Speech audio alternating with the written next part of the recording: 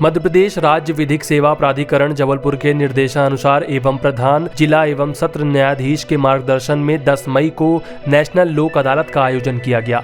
इसमें आपसी सुलह से प्रकरणों का निराकरण किया गया। प्रकरणों की सुनवाई के लिए 42 खंडपीठें गठित की गईं। इनमें पीठासीन अधिकारी तथा सहयोग देने के लिए सुलहकर्ता सदस्य तैनात किए गए। जिला न्यायालय परिसर रीवा के साथ साथ तहसील न्यायालय सिरमौर, त्योथर, मनगवा, मऊगंज एवं हनुमना में भी लोक अदालतों का आयोजन किया गया। जिला न्यायालय में 23 खंडपीठ, तहसील विधिक सेवा समिति मऊगंज में 6 खंडपीठ, सिरमौर में 4 खंडपीठ, त्योथर में 3, मनगवा में 1 खंडपीठ एवं तहसील विधिक सेवा समिति हनुमना में भी 1 खंडपीठ गठित की गई।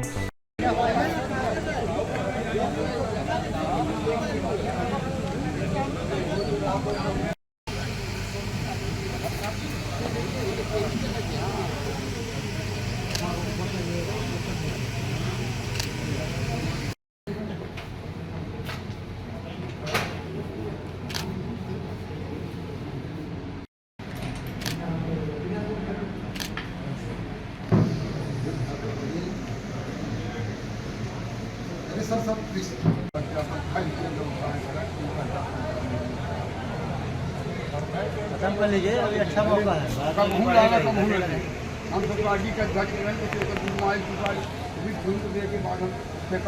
जो इस वर्ष की दूसरी है उस और रीवा जिले के जो प्रिंसिपल डिस्ट्रिक्ट जज माननीय राकेश मोहन प्रधान साहब, वो राष्ट्रीय लोक अदालत के अध्यक्ष हैं, और समीर मिश्रा जी सचिव, और लोक अदालत के प्रभारी आदरणीय शर्मा सर और आदरणीय फैमिली कोर्ट के जज साहब, मेरे बड़े भाई, और स्टेट बार काउंसिल के सदस्य आदरणीय अखंड प्रताप सिंह जी, और जिला अधिवक्ता संघ के सचिव आदरणीय ओझा जी, और वरिष्ठ मेरे अफसर अली सर, बाकी मेरे ब्रदर भाई जज बहन, और डिफेंस के लायक जितने बैठे हुए हैं, और विधिक सहायता के कर्मचारी। लोक अदालत हमारे माननीय प्रधान जिला सत्र न्यायाधीश महोदय के द्वारा अथक प्रयास किया गया है, क्योंकि अभी 2 महीने के बाद ये दूसरी लोक अदालत बहुत जल्दी आ गई है, और साथ ही हमारे जो कोर्ट का उद्घाटन होना था उसमें सारे जज व्यस्त थे, खासकर वरिष्ठ जितने जिला जज एवं परिषद न्यायाधीश महोदय हैं, और फैमिली कोर्ट जज साहब, और स्पेशल जज साहब, और सीएम और डीआर साहब। इस कारण से लोक अदालत में उतना ज़्यादा तो उम्मीद नहीं है, लेकिन फिर भी आज साथ इसमें हमारे जिला न्यायालय की संपूर्ण रीवा जिले में 42 खंडपीठ बनी है, जिसमें लगभग 3870 केस रखे गए हैं, और प्री लिटिगेशन के करीब 6000 केस रखे गए हैं, और विद्युत के भी केस हैं करीब 1200 के लगभग। कुछ क्रिमिनल कंपाउंडेबल केसेस हैं, क्लेम केसेस हैं, सब मिला के 3800 के लगभग नियमित केस हैं, और 6000 के लगभग प्री लिटिगेशन केस हैं। तो सर्वाधिक केस किन मामलों के लोक अदालत में आए हैं?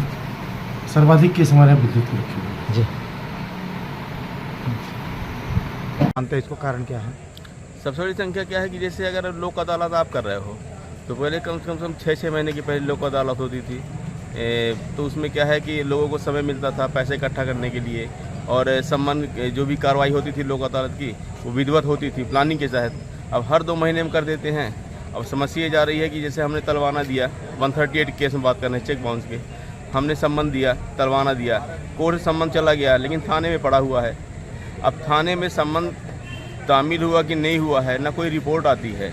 जब सम्मन की कार्रवाई नहीं होगी, सामने वाले को सूचना नहीं मिलेगी, तो कहाँ से कार्रवाई होगी? केवल कोरम पूरा हो जाता है, बस हो गया। नहीं तो जिनको सूचना नहीं मिलती तो वो क्या सूचना के बगैर भी आ सकते हैं लोक अदालत? वो जब सूचना नहीं मिलेगी तो क्या कर आ जाए, लोक अदालत किसी लिए लगा हुआ है। लेकिन जब कोरम पूरा नहीं होगा, जो भी 138 केस हैं या फिर अन्य केस हैं, उसमें जो अगर यहाँ सम्मन ज़्यादा थाने में पड़ा हुआ है, थाने में कोई कार्रवाई नहीं होना है, तो कहाँ से फिर ये जो भी कार्रवाई होती है सामने वाले सूचना होने की।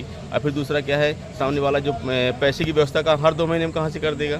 खेत अगर किसान का देखेंगे तो कहीं धान की है, कहीं गेहूं की फसल का है।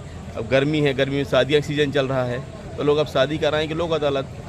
क्या नाम तो लिखते हैं? हमारा नाम विकास मिश्रा है और ये रीवा न्यायालय में मैं वकालत करता हूँ।